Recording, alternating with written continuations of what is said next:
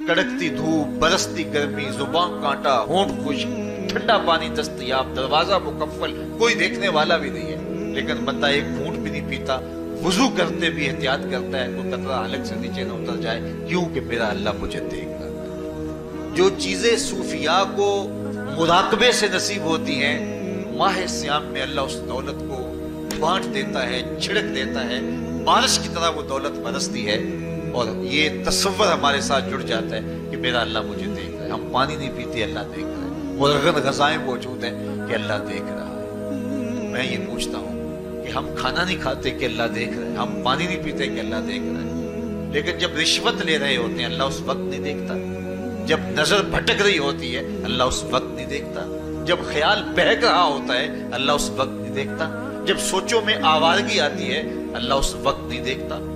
تو یہ صرف وہ کھانے اور پینے کو ہی دیکھ رہا ہے، باقی امور زندگی کو نہیں دیکھ رہا، اور وہ کیا صرف رمضان میں دیکھتا ہے، غیر رمضان میں نہیں دیکھتا۔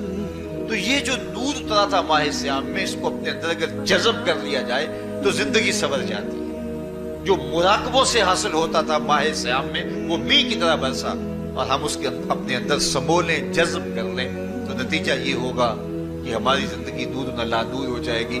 اور یہ تصور جب انسان کی زندگی میں جم جائے تو یہ گناہوں سے روکنے کا مؤثر ذریعہ ہے کہ میرا اللہ مجھے دیکھ رہا ہے۔ مجھے بتائیے اس سے بڑا ہیجان انگیز بھی کوئی منظر ہو سکتا ہے کہ حسن کی پتلی ہے، اور جو ہے وہ اس کی ایک ایک ادا اور اشوے سے قیامتیں پھوٹتی ہیں، اور وہ خود جناب یوسف کے سامنے اپنے حسن کو پیش کر رہی ہے، ساتوں دروازے بھی مکفل ہیں، بت کے اوپر بھی کپڑا ڈال لیا، اور زلیخا حضرت یوسف کو خود کہہ رہی ہے تالک یوسف اب تو آ جاؤ نا، ذرا آنکھ اٹھا کے میرے جلوے دیکھو۔ لیکن جناب یوسف کیا بولتے ہیں؟ قال معاذ اللہ، میں اللہ کی پناہ میں آتا ہوں۔ کہا تو 7 دروازے بند کر کے لوگوں کی نظروں سے چھپ گئی، اور موٹا کھیس ڈال کے اپنے زوم میں اپنے جھوٹے خدا سے بھی شرم کرتی ہے اور اس سے چھپ گئی، میں اس خدا سے حیا کیوں نہ کروں جو 7ویں کوٹھڑی میں بھی دیکھ رہا ہے۔ پھر اتنی روشنیاں برسی، اتنا یقین برسا کہ گناہ کیا، گناہ کا تصور بھی محال ہو گیا۔ تو مجھے بتائیے کتنا ہیجان انگیز منظر تھا جب حسن قدموں میں بچھنے کے لیے خود بےتاب تھا، اور حضرت یوسف جوان رانا ہے، جوانی اور شباب پورے پاکپن پہ ہے، اور ادھر حسن مچل مچل کے قدموں میں بچھ رہا ہے، لیکن یہ جذبہ کہ میرا اللہ مجھے دیکھ رہا ہے ایسی رکاوٹ بنتا ہے۔ قال معاذ اللہ، کہا میں اللہ کی پناہ میں آتا ہوں۔ تو یہ یقین جب بندے کے ساتھ جڑ جاتا ہے کہ میرا اللہ مجھے دیکھ رہا ہے، تو پھر انسان کے لیے گناہ سے بچنا کوئی مشکل نہیں ہوتا۔ گھر میں فاقے ہوں، مشکل میں بندہ پھنسا ہو اور اس کو رشوت مل رہی ہو، تو پھر اپنا ہاتھ روکنا بڑا مشکل ہوتا ہے، بلکتے بچوں کا خیال آتا ہے۔ لیکن جب یہ خیال ہو کہ میرا رب میرا رازق ہے اور میرے اس عمل کو دیکھ رہا ہے، تو پھر بندہ اس کو پرے کا کی حیثیت بھی نہیں دیتا، اور جب وہ پاؤں کی ٹھوکر پہ بھی نہ رکھے تو پھر اللہ فرماتا ہے وَيَرْزُقُهُ مِنْ حَيْثُ لَا يَحْتَسِبُ، تو یہ کر کے دیکھ میں تجھے وہاں سے رزق دوں گا جہاں سے تجھے گمان بھی نہیں ہوگا۔ تو اپنے یقین کو کھڑا کر کے دیکھ، میرے اوپر اعتماد کر کے دیکھ۔ میرے حضور نے فرمایا اللہ پر توکل کرنے کا جو حق ہے اگر تم ادا کرو، وہ تمہیں ایسے رزق دے جیسے پرندوں کو عطا کرتا ہے۔ صبح گھر سے نکلتے ہیں خالی پیٹ ہوتے ہیں، ہمیں تو پتہ ہے دفتر میں جانا ہے، ہمیں تو پتہ ہے دکان پہ جانا ہے، ہمیں تو پتہ ہے فیکٹری میں جانا ہے، ہمیں تو پتہ ہے کہ ہم نے فلاں جگہ جا کے دہاڑی لگانی، لیکن ان کا کوئی کاروبار نہیں ہوتا، کوئی فیکٹری نہیں ہوتی۔ جدھر جی آیا صبح جو ہے وہ اڑان بھر دی، بند توکل پنچھی اڑتے، خرچ نہ پلے زیرہ ہو، نہ کوئی راز ہے نہ کوئی کاروبار ہے، لیکن کبھی ایسا ہوگا کہ شام کو خالی پیٹ آئے ہو۔ تو کہا اگر تم اللہ پہ توکل کر لو، وہ بھی تمہیں ایسے رزق دے جیسے پرندوں کو رزق عطا کرتا ہے۔ پرندوں میں سے ایک پرندہ ہے ہنس، یہ سچے موتی کھاتا ہے، اور آپ پنساری کے پاس موتی لینے جائیں تو ہزاروں روپے تولے کے ماشے کے حساب سے آپ لیں، تو پھر بھی آپ سوچتے ہیں کہ پتہ نہیں یہ خالص دی ہے یا نہیں دی ہے۔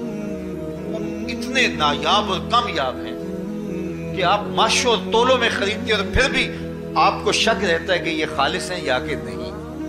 اور ہنس کھاتا ہی وہ ہے، اور دنیا پر ایک نہیں لاکھوں کروڑوں ہنس ہیں، اور روزانہ صبح و شام کھاتے ہیں اور پیٹ بھر کے کھاتے ہیں، اور اللہ انہیں روز عطا بھی کرتا ہے۔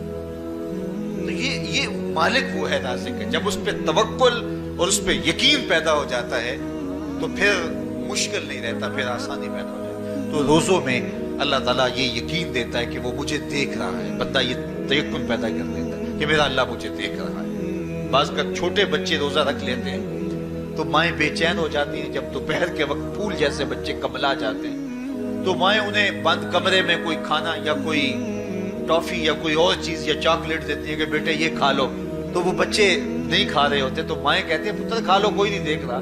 तो वो बच्चे भी कहते हैं अल्लाह देख रहा है। तो वो जो सूफिया को मुराकबों से मिलता है वो एक बच्चे को भी नसीब हो रहा है कि मेरा अल्लाह मुझे देगा। यहाँ एक और भी तसल्ली है, हम हजार गुनाहगार सही, हम हजार स्याहकार सही, लेकिन हमारा रब पे कितना यकीन है। रमजान में पता चलता है कि उस जात पे हमारा कितना तयक्कुन है, कितना यकीन है, जिसको देखा नहीं, छुआ नहीं, बात नहीं हुई, जो तसव्वुर ख्याल की हुदूद से बना है।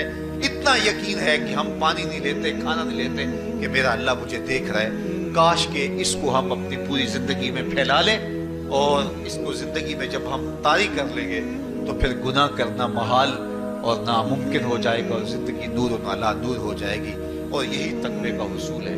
फरमाया ऐ ईमान वालो, तुम्हारे ऊपर रोजे फर्ज कर दिए गए जिस तरह तुमसे पहलों पे फर्ज किए गए थे, लअल्लकुम तत्तकून, ताकि तुम मुत्तकी बन जाओ, ताकि तुम परहेजगार बन जाओ। हजरत सलमान फारसी रज़ी अल्लाह तआला अन्हु से मरवी है कि जब शाबान की 29 तारीख होती तो अल्लाह के महबूब में खुतबा इरशाद फरमाते, उसमें रमजानुल मुबारक के फजाइल बयान करते और कहते हैं तुम्हारे पास एक शहर अजीम, इज्जत और अजमत वाला महीना आ रहा है जिसका हर दिन बाकी साल के दिनों से अफजल है, जिसकी हर रात बाकी साल की रातों से अफजल है, और उसमें एक रात ऐसी है लैलतुल कदर जो 1000 महीने से बेहतर। तो ये अल्लाह ताला की रहमतों का रूप है। रहमतों के दरवाजे खोल दिए जाते हैं और रोजादार का रोजा बिलखुसूस असर के वक्त, शाम के वक्त, पिछले पहर, रोजादार के खाली मिदे से जो एक बू उठती है, महक उठती है, अल्लाह को कस्तूरी से भी ज्यादा महबूब होती है। अल्लाह अकबर। और फरमाया लिस्साइम फरहतान, फरहतुन इंदा फित्रही व फरहतुन इंदा लिकाई रब्बे। रोजादार के लिए दो खुशियां हैं।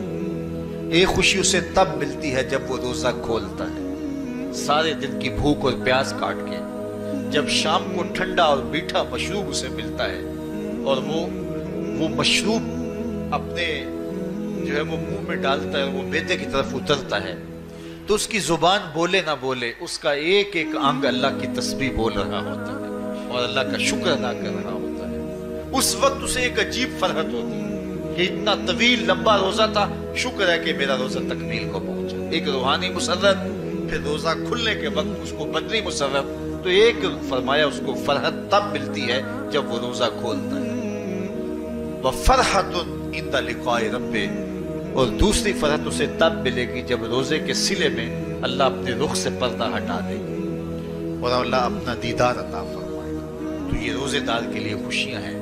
खुश नसीब है वो लोग जो माह सियाम के रोजे पूरे खुशबू खुजू के साथ रखते हैं और इसकी बरकतों से माला माल होते हैं। वरना बाज लोग मैंने ऐसे भी देखे हैं, वो छोटी छोटी बीमारियों का बहाना बना के रोजा तर्क कर देते हैं और उन्हें हौसला ही नहीं पड़ता रोजा रखने का, क्योंकि असौमो निस्फ सब्र, रोजा आधा सब्र है। मैं समझता हूँ, मैं शुगर का मरीज हूँ और 4 से 5 घंटे अगर मुझे कुछ खाने को ना मिले तो मेरी तबीयत में ऐसा इस्तराब और बेचैनी पैदा हो जाती है कि मैं घर वालों से उलझने की कैफियत में भी आ जाता हूँ। लेकिन माह सियाम में 20 घंटे भी काट लेता हूँ, लेकिन मेरी तबीयत पे कोई बोझ इसलिए नहीं होता कि मैं अल्लाह की रिज़ा को अपने जहन के एक एक गोशे में रखे हुए होता हूँ। तो ये आधा सब्र है, ये सब्र सिखाता है।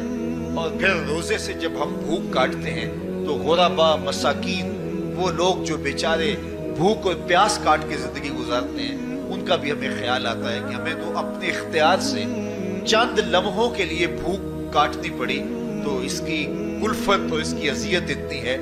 तो जो शख्स मजबूरी की वजह से काटते हैं और उनके बिलकते बच्चे उनके सामने होते हैं, تو پھر ان کا عالم کیا ہوگا؟ تو اس سے پھر صدقہ اور خیرات کا ماحول پیدا ہوتا ہے اور ہم غربا کو اپنے ساتھ خوشیوں میں شریک کرتے ہیں۔ اب سوال یہ ہے، کیا تقوی بھوک اور پیاس سے حاصل ہوتا ہے؟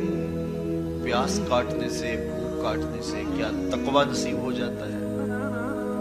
صبح سے لے کر شام تک روزہ رکھنے کی تلقین کی گئی۔ یہاں ناروے میں اور مختلف ممالک کے اندر 20-20 گھنٹے کا روزہ ہے، اور ہمارے بھی یہاں 16-17 گھنٹے مسلسل شدت کی گرمی میں بھوک اور پیاس کاٹنا ہوتی ہے۔ اتنا طویل دورانیہ جو بھوک اور پیاس کاٹی ہے، اس کا مقصد رزق بچانا نہیں ہے، بلکہ وَيُزَادُ فِيهِ رِزْقُ الْمُؤْمِنِ، ماہ سیام میں مومن کا رزق بڑھ جاتا ہے۔ آپ اپنا بجٹ دیکھ لیجئے، باقی مہینوں کی نسبت ماہ سیام میں آپ کے اخراجات زیادہ ہوتے ہیں اور کشادگی ہوتی ہے۔ تو یہ کوئی خوراک بچاؤ مہم نہیں ہے، بلکہ رزق تو بڑھ جاتا ہے